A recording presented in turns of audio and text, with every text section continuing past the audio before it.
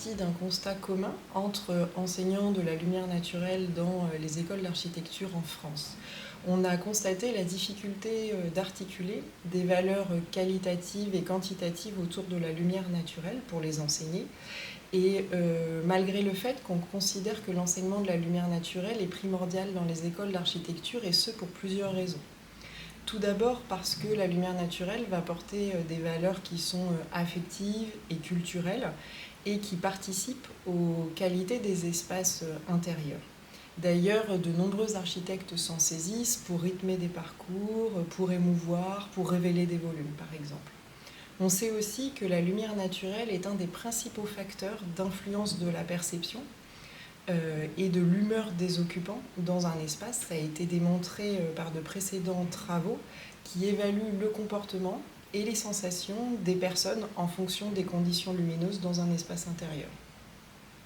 La lumière naturelle va également jouer un rôle déterminant en faveur de la qualité de vie dans les espaces intérieurs et va participer à la création d'espaces qui sont bienfaisants pour l'homme.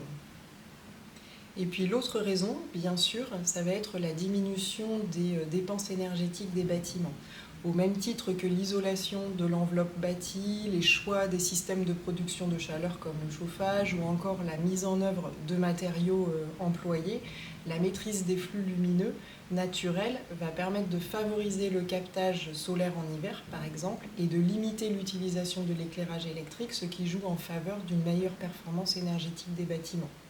Donc pour toutes ces raisons, l'enseignement de la lumière naturelle nous paraît vraiment essentiel.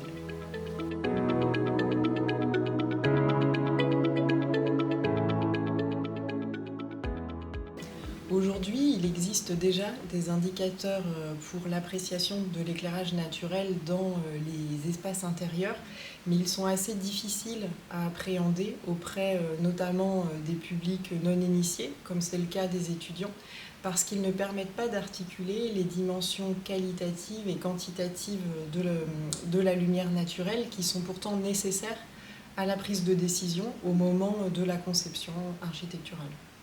C'est ce manque d'outils spécifiques que les connaissances qui sont produites dans cette recherche vont permettre de pallier. Donc pour cela, on fait l'hypothèse que les avancées technologiques vont nous apporter une réponse. Les dispositifs immersifs de réalité virtuelle, comme les casques de réalité virtuelle ou les écrans UHD, ou même la projection haute luminance, vont permettre de visionner des scènes d'espace intérieur dans des conditions qui se rapprochent des conditions réelles. On va donc chercher à réduire l'écart de perception entre une scène réelle et la même scène qui est vécue dans un dispositif de visualisation. L'objectif final de cette recherche est de proposer un outil pédagogique qui permette de restituer une impression visuelle qui va donner lieu à une perception particulière. Donc le propos n'est pas du tout de remplacer l'expérience in situ qui est indispensable pour appréhender l'espace, mais plutôt de rendre possible une expérience spécifique, même si on ne peut pas aller physiquement sur place, ou alors parce que ces outils nous permettent d'afficher des données quantitatives sur ce que l'on voit. Par exemple, on peut superposer à l'image des valeurs d'éclairement ou des facteurs de lumière du jour, ce qui est très pratique pour enseigner et qui n'existe pas du tout aujourd'hui sous cette forme. L'idée générale va donc être de fournir des moyens d'appréhender le flux lumineux naturel en allant au-delà de son caractère utilitaire.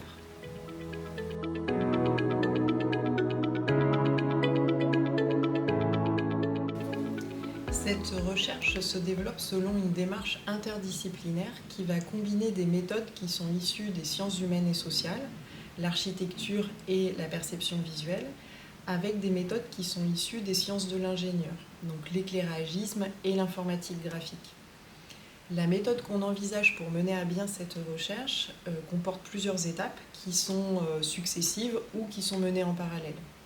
La première étape que nous avons déjà commencé à constituer à rassembler un corpus de bâtiments de référence architecturale pour leurs ambiances lumineuses. Ces bâtiments ont été identifiés grâce à une enquête qui a été menée auprès des enseignants des ambiances lumineuses naturelles dans les 20 écoles d'architecture françaises.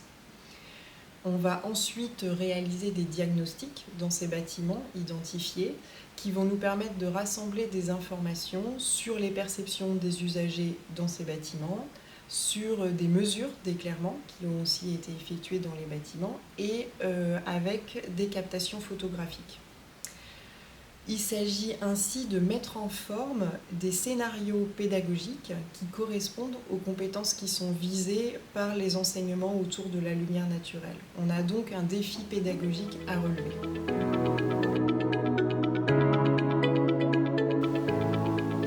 En parallèle de cela, il s'agit de travailler sur la dimension de l'expérience immersive via des outils numériques innovants.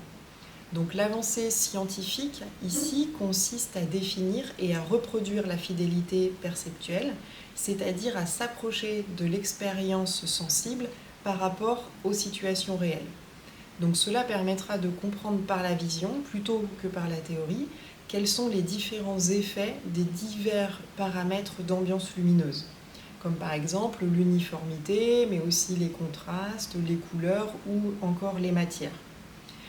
Dans le cadre de cette démarche, le dispositif de captation et de reproduction des scènes visualisées ainsi que la scénarisation de l'expérience vont être essentiels, car ça va nous permettre de garantir que le résultat des expériences sera similaire à celui qui aurait été obtenu in situ dans la vraie vie. Cette partie représente un défi qui est à la fois scientifique et technique. Et enfin, la dernière étape s'attachera spécifiquement au déploiement des outils que nous aurons mis en forme. Elle s'appuiera sur des expérimentations pédagogiques que nous allons réaliser dans des écoles d'architecture.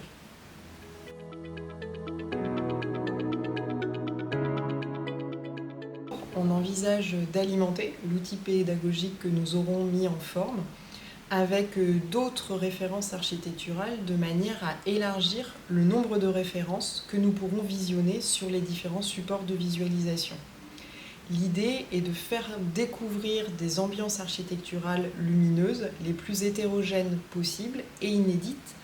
Donc plus le corpus est large et plus il sera proche de la réalité et de la pluralité des différentes approches de conception autour de la lumière. Notre corpus est actuellement très français. L'idée serait donc de l'étendre au moins au niveau européen, voire international, de manière à révéler les différentes manières de faire sous différents climats. Ensuite, nous souhaitons poursuivre la constitution d'une communauté d'enseignants-chercheurs des écoles d'architecture autour de la lumière naturelle. On a déjà commencé, mais il va être nécessaire de l'alimenter et de l'entretenir, même après la fin de cette recherche. Donc ces échanges entre enseignants nous semblent indispensables pour mettre en forme un outil qui leur sera utile et le faire aussi évoluer en fonction des maquettes pédagogiques des différentes écoles. Une autre piste qui nous tient particulièrement à cœur est d'élargir le public concerné par l'outil pédagogique que nous mettons en forme. On va penser particulièrement aux acteurs de la construction, donc les concepteurs, les ingénieurs, de manière à pouvoir prendre en compte d'une manière plus juste la lumière naturelle au moment de la conception et des prises de décision qui sont inhérentes. Nous pourrions également étendre cet outil à la maîtrise d'ouvrage pour les sensibiliser à la lumière naturelle et aussi les inciter à aller au-delà d'une approche simplement utilitaire du flux lumineux et susciter des envies en faveur de la création d'ambiances lumineuses.